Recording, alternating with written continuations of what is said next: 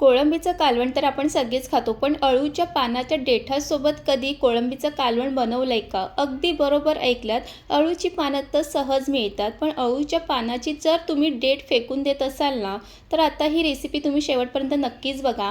आज मी तुम्हाला गावाकडे हमखास बनवली जाणारी अळूच्या देठासोबतची झणझणीत कोळंबीचं कालवण बनवून दाखवणार आहे. आणि खरं सांगते, चवीला इतकं भारी लागते ना, की 2 घास काय 4 घास जास्त जातील.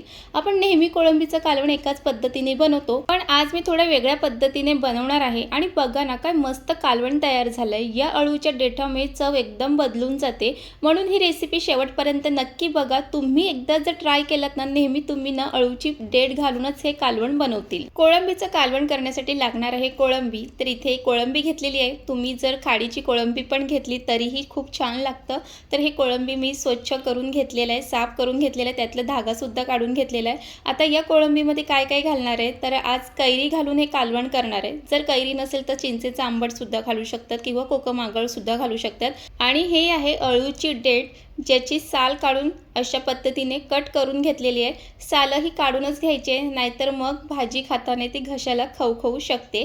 त्यानंतर इथे उभा चिरून घेतलेला कांदा आहे आणि टोमॅटो आहे, मिरची आहे, आलं लसूण मिरची याचं वाटण आहे. त्यानंतर गॅसवरती कढई ठेवणार आहे, तेल घालणार आहे. तेल व्यवस्थित गरम झालं की त्यामध्ये कांदा घालणार आहे. इथे मी 2 कांदे घेतलेले आहेत आणि ते असे उभे कट करून घ्यायचे आहेत.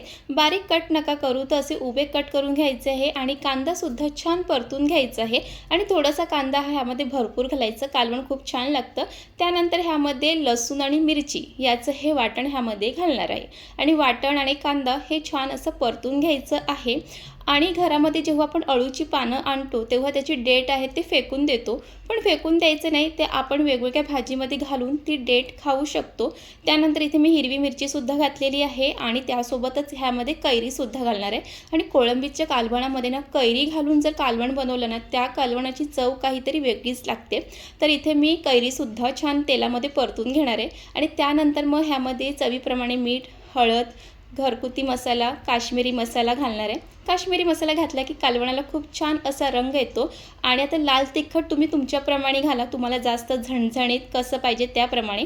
आणि त्यानंतर मग इथे स्वच्छ करून घेतलेली कोळंबी घालणार आहे, टोमॅटो घालणार आहे आणि जी अळूची देठ आहे ती सुद्धा ह्यामध्ये घालणार आहे. आणि हे सर्व मसाल्यामध्ये छान असं मिक्स करून घेणार आहे. आणि खरं सांगते, अळूची देठ ना एक नंबर लागते. आणि कधीही अळूची देठ घालणार असेल तर साल वरची काढायला विसरू नका. हे सर्व मिक्स करून झालेलं आहे. त्यानंतर मग झाकण झाकून एक छान वाफ काढून घ्यायची आहे, पाणी न घालता.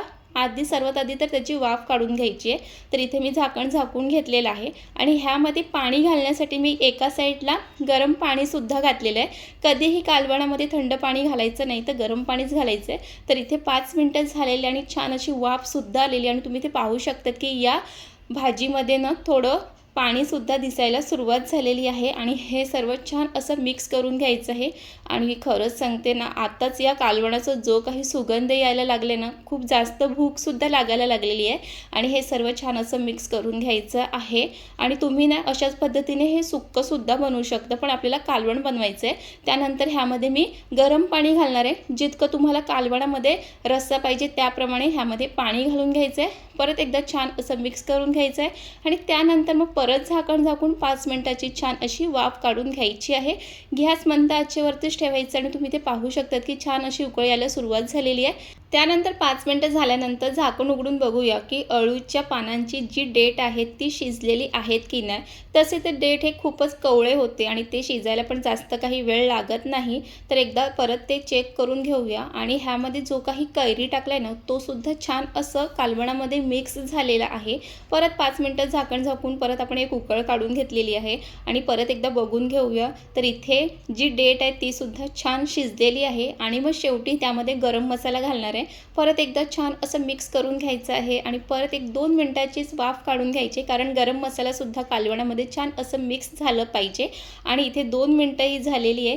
तर इथे आपलं कोळंबीचं अळूची पानाची देठ टाकून हे कालवण बनवून तयार झालेलं आहे. आणि या कालवणाला काय तरी आलेली आहे. आणि खरंच सांगते, हे जे कालवणाने एक नंबर लागते. आणि तुम्ही सुद्धा आतापर्यंत जर कोळंबीमध्ये अळूच्या पानाची देठ टाकून जर कालवण खाल्लं नसेल तर एकदा नक्कीच ट्राय करा. आणि गावाकडे तर ही रेसिपी ना हमखास बनवली जाते, कारण ती चवीला इतकी भारी लागते.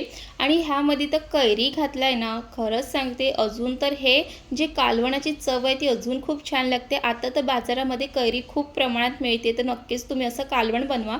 आणि शेवटी मग भरपूर अशी हिरवी कोथिंबीर घालायची आणि हिरवी कोथिंबीर कालवणामध्ये घातले की अजून त्याची चव वाढते. तर इथे आपलं हे झणझणीत एका 15 मिनिटामध्ये हे कोळंबीचं कालवण बनून तयार होते. नेहमी एकाच पद्धतीने कोळंबीचं कालवण खाण्यापेक्षा एकदा तुम्ही नक्कीच अळूची पानं आणत आणि त्याची देठ असतात ते घालून नक्कीच हे कालवण बनवा. घरातले सगळ्यांना जास्त आवडतीलच आणि तुम्ही नेहमी मग ह्याच पद्धतीने बनवतील. आणि तुम्ही याआधी कधी जर कोळंबीच्या कालवणामध्ये देठ टाकून खाल्ले असेल तर नक्कीच मला कमेंट करून सांगा. आणि हे मस्त गरमागरम भात आणि त्यासोबत हे झणझणीत असं कालवण आणि ह्यामधलं जे काही कैरीची फोडी तर खूप छान लागते. चला मग मी मस्त असं हे गरमागरम भातासोबत खाणार आहे. तुम्हीसुद्धा एकदा नक्कीच ट्राय करा. आणि आजची रेसिपी आवडलीच असेल तर लाईक पण करा, कमेंट करा, शेअर करा, सबस्क्राईब करा. आणि अशा घरगुती पद्धतीच्या रेसिपीसाठी आपल्या चॅनलला नक्कीच सबस्क्राईब करा. एक कमेंट, एक लाईक करत चला. आणि चला मग ही नवीन रेसिपी आहे ती तुम्ही नक्कीच ट्राय करा. आणि पुन्हा भेटूया एका नवीन छान रेसिपीसोबत. तिथपर्यंत मस्त खा, मस्त राहा. बाय.